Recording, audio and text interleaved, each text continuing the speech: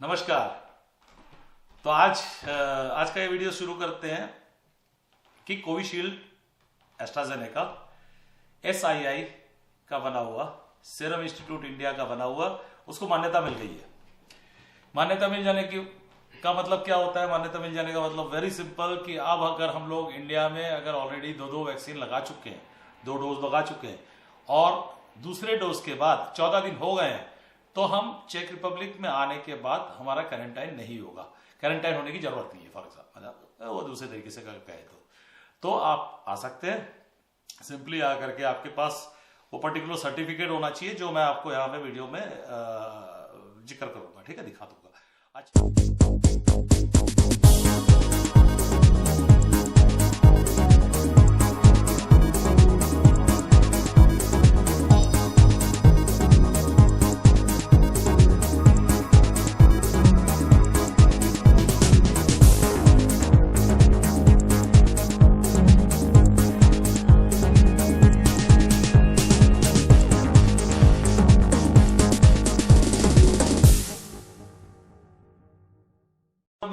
मेरे पास ना कई मैसेजेस आ रहे हैं, क्या वर्क परमिट खुल गया है सर, वर्क परमिट खुल गई है वगैरह वगैरह, यूट्यूब में, मैसेंजर में, और मैं लिखते जा रहा हूँ, लिख रहा हूँ। लोगों को शायद समझ में नहीं आ रहा है, आप लोगों को, या नहीं मालूम, कई लोगों को शायद समझ में नहीं आ रहा है।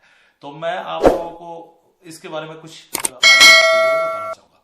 तो number 1, ministry of work and social affairs, MPSV करके हम कहते हैं यहाँ पे, मिनिस्टर ऑफ प्रांत से सोशियालिक वेदसी, इन्होंने जो डिक्लेयर किया हुआ है कि एक फॉरेनर को किसी विदेश से हम बुला सकते हैं सिर्फ, या नौकरी पर रख सकते हैं सिर्फ इन 4 तरीकों से, ठीक है। नंबर 1, वैलिड वर्क परमिट होना चाहिए और रेसिडेंस परमिट होना चाहिए।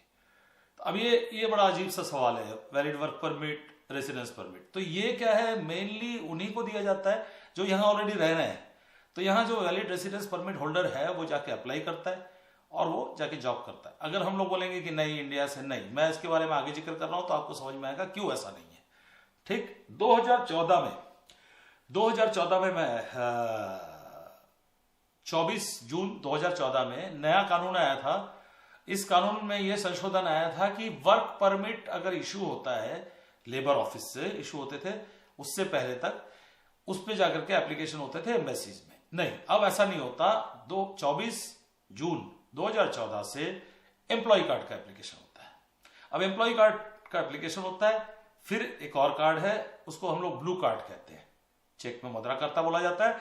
ब्लू कार्ड का क्या है? ब्लू कार्ड की क्राइटेरिया है कि 3 साल का यूनिवर्सिटी डिग्री आपका पास होना चाहिए, आपकी सैलरी जो है 1.5 टाइम्स, मतलब 1.5 गुना होना चाहिए चेक रिपब्लिक की एवरेज सैलरी का, तब जाकर के आपको ब्लू कार्ड के लिए एप्लीकेशन करने की एलिजिबिलिटी मिलती है। अब इसमें एक और बात है, सेंट्रल रजिस्टर जो है वैकेंसीज का, उसमें ब्लू कार्ड का ये वैकेंसी नंबर का जिक्र होना चाहिए, ठीक है। सिमिलरली एम्प्लॉय कार्ड में भी है, वो भी सेंट्रल जो वैकेंसी सिस्टम है लेबर ऑफिस का, उसमें आपका वैकेंसी नंबर जनरेट होना चाहिए। ये क्या होता है वैकेंसी नंबर? ये सिंपली ऐसा है कि यूरोपियन यूनियन और चेक रिपब्लिक के जो नागरिक हैं उनको 30 दिन का टाइम दिया जाता है कि आप लोग आके आवेदन कर सकते हैं। अगर तो यहाँ पे उस कंपनी को, जो कंपनी किसी फॉरेनर को खोज रही होती है, रखना चाहती है, खोज रही होती है, तो वो पहले 30 दिन वेट करती है। 30 दिन बाद फिर टाइम मिलता है, मौका, विदेश से आप कंपनी अपॉइंट कर सकती है किसी को। अच्छा, तो ब्लू कार्ड के बारे में मैंने बता दिया, एम्प्लॉय कार्ड के बारे में बता दिया। थर्ड जो है मैंने शुरू में बता दिया वर्क परमिट के बारे में। वर्क परमिट प्लीज ध्यान रखिए, इंडिया से कोई वर्क परमिट का एप्लीकेशन नहीं होता है, ठीक है। इसके बारे में आगे मैं चर्चा करूंगा तो आपको धीरे धीरे समझ में आएगा। एक बार और इसके बारे में थोड़ा सा बताऊंगा। अच्छा, एक और होता है जो इंटर कंपनी ट्रांसफर कहते हैं। तो एग्जाम्पल, लेट्स से यहाँ की एक कंपनी है, उसका शेयर होल्डिंग है, मेजर शेयर होल्डिंग है इंडिया की एक कंपनी में, या वाइस वर्सा, वहां की एक कंपनी है जिसका मेजर शेयर होल्डिंग है चेक रिपब्लिक की किसी कंपनी में शेयर है, तो डिसाइड कर सकती है, तो वो अपने एम्प्लॉयज को इंडिया से इस कंपनी में भेज सकती है, ठीक है। तो उसको हम लोग यहाँ बोलते हैं inter company transfer, ICT short में बोलते हैं कुछ लोग। चलिए, अगला आते हैं 2019 में सितंबर 1 से एक कानून लागू हुआ जो कि पूरा ही कहानी बदल दिया। कैसे कहानी बदल दिया? कोटा सिस्टम कर दिया। ये कानून का कहना था, ये कानून में ये आया 2020 में, उसका संशोधन भी हुआ। ये कानून क्या आया? ये कानून आया कि पर्टिकुलर एम्बेसी से आप कितने एप्लीकेशन कर सकते हैं एक साल में। उन्होंने कोटा बांध दिया।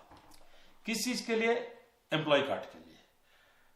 ठीक है, तो एम्प्लॉय कार्ड के लिए दिल्ली का मैं बता रहा हूं 1100 टोटल एप्लीकेशन हो सकते हैं, जिसमें से कि 500 जो है वो की मतलब मैनेजमेंट लेवल के एम्प्लॉइज, ठीक है, और 600 जो है क्वालिफाइड, है ना। हम लोग मैनेजमेंट लेवल जब बोलते हैं तो उनको हम लोग बोलते हैं हाईली क्वालिफाइड या की एम्प्लॉइज के लिए 500 का कोटा हो गया, और 600 का कोटा हो गया क्या बोलते हैं हाईली क्वालिफाइड का।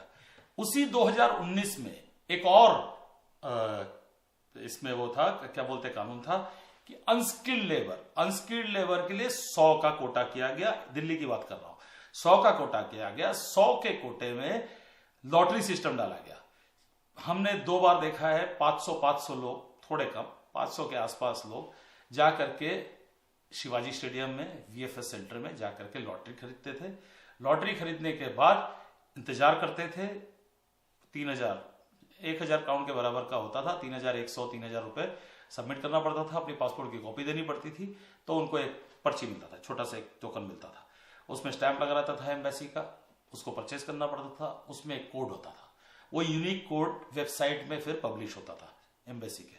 अगर आपका वो कोड आ गया है वेबसाइट में, आपको चूज कर लिया गया, पर्टिकुलर डेट दिया जाता था, इस तारीख को आप आके एप्लीकेशन कर सकते हैं। तो ये किसके लिए था? अनस्किल्ड लेबर के लिए था। अच्छा, क्वालिफाइड, हाईली क्वालिफाइड, अनस्किल्ड, या हाईली क्वालिफाइड, क्वालिफाइड और अनस्किल्ड, हम कैसे इसका वो करेंगे? यहां एक चेक रिपब्लिक में एक कोडिंग सिस्टम है, उसको हम लोग बोलते हैं सीजेट इसको, है ना। वो ये है कि 1 2 3 टैरिफ प्रोग्राम जो है ये हाईली क्वालिफाइड या की एम्प्लॉइज के लिए है। 1 2 3, उसके बाद आ गया टोटल 9 टैरिफ है। 1 2 3 इसके लिए, उसके बाद 4 5 6 7 8 ये जो है क्वालिफाइड एम्प्लॉय के लिए। आखिरी आता है 9वां, वो है अनस्किल्ड लेबर। तो 2019 में तो ये लागू किया। 2 बार लॉटरी हुआ। पहली बार लॉटरी में जो कुछ एप्लीकेशंस हुए, कुछ अप्रूव हुए, कुछ शायद रिजेक्ट हो गए होंगे, हमें नहीं मालूम।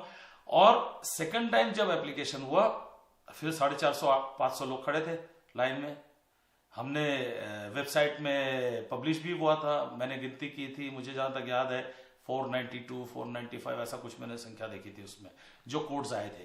ठीक है, तो उसके एप्लीकेशन नहीं हो पाए। क्यों नहीं हो पाए? क्योंकि 2020 के दिसंबर में इस कानून का संशोधन आया, वहां से वो 100 अनस्किल्ड लेबर का प्रोग्राम हटा दिया गया। ये अनस्किल्ड लेबर का जो प्रोग्राम था, ये था बांग्लादेशियों के लिए, इंडियंस के लिए, नेपालियों के लिए। अब इसमें एक और चीज हुई कि इंडियंस अगर किसी एजेंसी में जॉब करने जाना चाहता है तो वो भी इसी कैटेगरी में करता था। वो क्वालिफाइड में, हाईली स्किल्ड में नहीं होता था। एजेंसी वर्कर क्या होता है? एजेंसी वर्कर होता है कि आप एक किसी के यहाँ नौकरी करने जाते हो, he is an agent, the company is an agent, और वो एजेंट जो है वो आपको अपने पेरोल में रख के दूसरी कंपनी में जॉब करने के लिए भेजता है। ठीक है, ये आप लोगों को शायद मालूम है, ये मैन पावर ठेकेदार भी बोलते हैं कोई लोग। तो इस टाइप का एक सिस्टम वो इन्होंने हटा दिया। तो ये 3 टाइप के नेपाल के, क्योंकि वो कोटा जो था, वो quota was only for Indians. कौन सा? हाईली क्वालिफाइड का और क्वालिफाइड का, इंडियंस के लिए था। ये पर्टिकुलर चेक एम्बेसी दिल्ली के लिए उन्होंने ऐसा कोटा बना दिया था।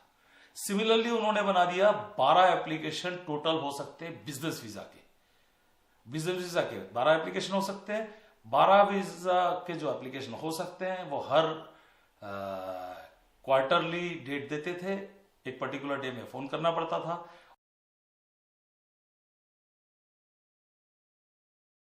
का एप्लीकेशन का डेट लेना पड़ता था। अब आ जाइए, सवाल आता है कि वर्क परमिट का कब खुलेगा। सर जी, आप सबको मेरा अनुरोध है, आप लोग बहुत अच्छे से समझ लीजिए, as for such work permit नहीं एग्जिस्ट करता। आज अगर आपको कोई ऑफर मिल रहा है तो वो ऑफर नॉट ओनली जॉब के साथ अपॉइंटमेंट भी मिलेगा। क्यों अपॉइंटमेंट मिलेगा? क्योंकि यहां के पर्टिकुलर 4-5-6 इंस्टीट्यूट्स के माध्यम से 4-5-6 इंस्टीट्यूट्स के माध्यम से ये जो जॉब है, जॉब के लिए जो पर्टिकुलर एप्लीकेंट है, एप्लीकेंट के नाम के साथ, उसके डिटेल्स के साथ, यहाँ ये 5-6 इंस्टीट्यूट्स के पास राइट है जिनको एप्लीकेशन करना पड़ता है। वो उस चैनल से फिर चेक एम्बेसी में पहुंच जाता है मैसेज। चेक एम्बेसी फिर आपको बताती है कि आपका ये पर्टिकुलर डेट है, या कंपनी के कोऑर्डिनेटर को बताता है, या तो कंपनी के कोऑर्डिनेटर को बताता है। ये है पूरी असली कहानी। ठीक है, कहने का मतलब क्या हुआ कि आप अगर चेक एम्बेसी में जाएंगे, नहीं, आपको कोई अपॉइंटमेंट नहीं मिलेगा। आज की तारीख में जॉब के लिए आपको कोई अपॉइंटमेंट नहीं मिलेगा। ठीक है, ये पर्टिकुलर जो डॉक्यूमेंट्स है, मैं आप लोगों को इसका कोशिश करूंगा कि लिंक दे दूं। ऑल्दो चेक लैंग्वेज में होगा, कोशिश कीजिएगा ट्रांसलेट करके पढ़ लेने का। अगर कहीं भी कोई दिक्कत आए, ज़रूर आप लोग डिस्क्रिप्शन बॉक्स में या कमेंट्स में, जो डिस्क्रिप्शन बॉक्स में नहीं है, नहीं पता चल पा रहा है, तो कमेंट बॉक्स में आप लोग पूछ सकते हैं। आशा करता हूँ कि आपको ये वीडियो अच्छा लगेगा, या इसके जो इन्फॉर्मेशन आपको मिल रहे हैं अच्छा लगेगा। वर्क परमिट के ऐसे पेजेस है ना, कचड़ा है जब तक आपके पास अपॉइंटमेंट नहीं है।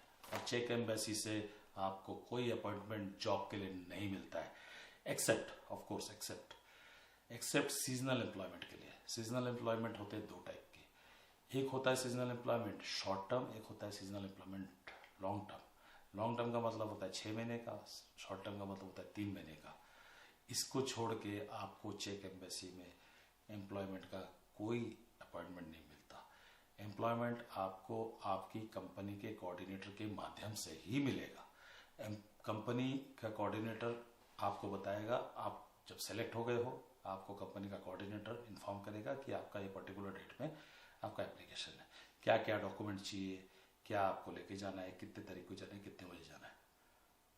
ठीक है, आशा करता हूँ कि ये इन्फॉर्मेशन आपके कुछ काम आएगा। बहुत बहुत धन्यवाद, नमस्कार।